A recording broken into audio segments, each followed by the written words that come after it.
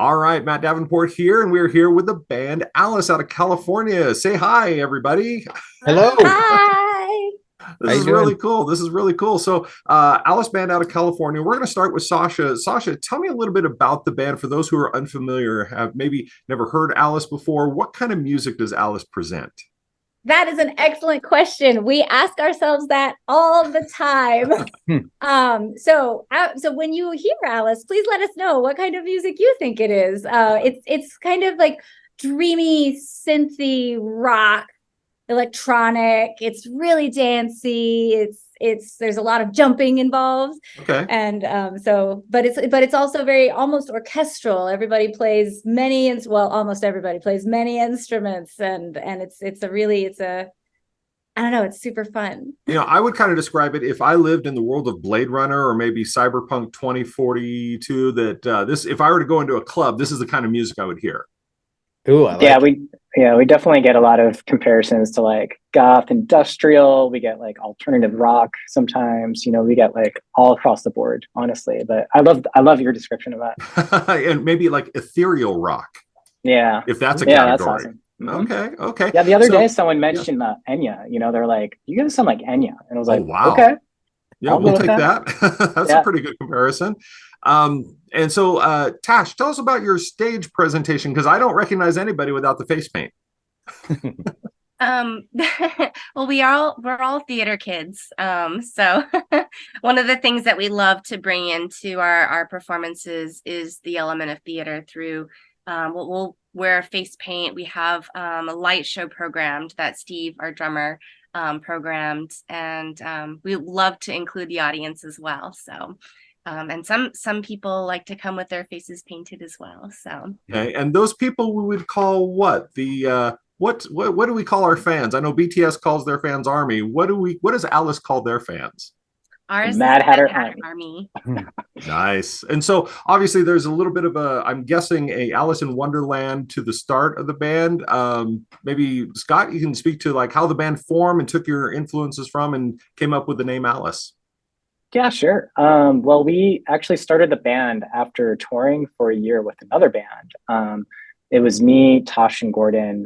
We were just jamming on some songs that we had in the back of our heads, and it took some time. But we actually went on a trip to Joshua Tree, got together, did a big camping trip, and just sort of dreamed up the idea for the idea of Alice. We wanted something that was literally like through the looking glass, that was like a sort of like sort of fantasy based in the sense of like we wanted something that was like that takes people on a journey. So Alice, like the whole concept, the mythology of Alice in Wonderland, the name Alice, like definitely resonated a lot with what we were thinking about. And one day it was just like so random, it just popped into our heads, and we're like, this is Alice, and that was it from there. Very nice. Carl, let me ask you, what were some of your musical influences growing up? Growing up, oh my goodness. How far back do we go? All the way to the beginning. The very beginning. Okay, so some of the very early stuff that I remember listening to was a lot of old blues music, like Stevie Ray Vaughan or Son House or Muddy Waters. And that's what really started, I guess, the pathway, because then we moved into stuff like the Rolling Stones. And luckily, I had two very good parents who were very musically eclectic, if that's the right word. I'm not sure if it is. But so my dad being Hispanic, my mother being from around here and everything like that, it was just like everything in between. And yeah, so I would say early old dusty blues was definitely all the early stuff that I would listen to. And somehow I got to metal and gothic rock. I don't know where that journey exactly went, but we got there. That bridge exists somewhere. Very cool. Yes. Very cool. Now, Steve, they mentioned that you're kind of the technical wizard behind the scenes. Tell me how you mirror or match up music versus the presentation. Interesting. Oh, I would say Scott is our technical wizard, but I do the lighting design. So I think we make it a priority to really try and make an experience. It's the music, the dynamics, but also visually as well. And so just marrying the visuals on stage, I really like to take the rhythms and really just recreate it with lights, and really just take the mood and just enhance it with the lighting. We do it a lot in our music videos and our artwork as well. That's Sasha's department, and Scott's department as well. And so it's just creating an experience, a visual experience for everyone. Very cool. Now, I noticed that in a lot of your videos, there's a lot of dancing too. So you mentioned performance art. Sasha, how does that factor into maybe the presentation, what people are going to come out and see?